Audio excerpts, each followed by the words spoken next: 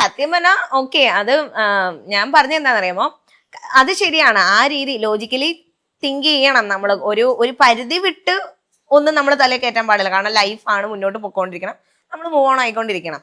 പക്ഷെ അതുപോലെ തന്നെ ഇമോഷണലി ചിന്തിക്കേണ്ട സമയത്ത് നമ്മൾ ചിന്തിക്കുകയും വേണം. ലൈഫ് രണ്ടും ഈക്വലി കൊണ്ടുപോകാന്നുള്ളതാണ്. അതിൽ നിങ്ങക്ക് അങ്ങനെ ചിന്തിക്കാനുള്ള വർക്ക് കൊടുത്തതാ. അതെ, അത്രേ ഉള്ളു. അത് അല്ലേ? എന്റെ ചിപ്പ് ഞാൻ കേടെടുത്തു. എന്നോട് പറയുന്നുണ്ട്, എന്റെ ചിപ്പ് ഞാൻ കേടാക്കൂല, ഇത് ഞാൻ ഒന്നും കേടാക്കാതെ അങ്ങോട്ട് കൊണ്ടുപോകണല്ലോ. അച്ഛനെ എന്ത് വന്ന അച്ഛൻ ഇപ്പൊ ഒരു 5 മിനിറ്റ് കൊണ്ട് അച്ഛൻ 1 മിനിറ്റ് കൊണ്ട് അച്ഛൻ ഉറങ്ങും. അതെ, പെർഫെക്റ്റ്. അതിപ്പോ എത്ര വലിയ ശബ്ദമുള്ള ഏരിയ, ഒരു ഭാഗ്യാണ് സത്യം പറഞ്ഞ, അല്ലേ? ഇവിടെ പറയല്ലേ, ഭയങ്കര ഭാഗ്യാണ്.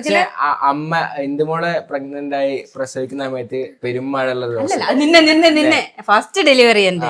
അപ്പൊ അച്ഛൻ എന്റെ ഡെലിവറി എന്താണെങ്കിലും അച്ഛൻ പുറത്ത് പെരുമഴ അച്ഛൻ ഞാനില്ലേ ഡെലിവറി പെയിനായിട്ട് ഹോസ്പിറ്റലില്, ഞാൻ ഹോസ്പിറ്റലില് എന്നെ സൈഡിലെ ലേബർ റൂമിലേക്ക് ഞാൻ പോകുമ്പോ കുഞ്ഞേട്ടൻ അവിടെ കിടന്നിട്ട് ഇങ്ങനെ കിടന്ന് കൂർക്കം വലിച്ചോ ഉറങ്ങുന്ന ഒരു മനുഷ്യന്റെ അടുത്തൂടെ ഞാൻ പോകുന്ന ലേബർ റൂമിനുള്ളിലേക്ക് വേദനയും വെച്ചിട്ട്.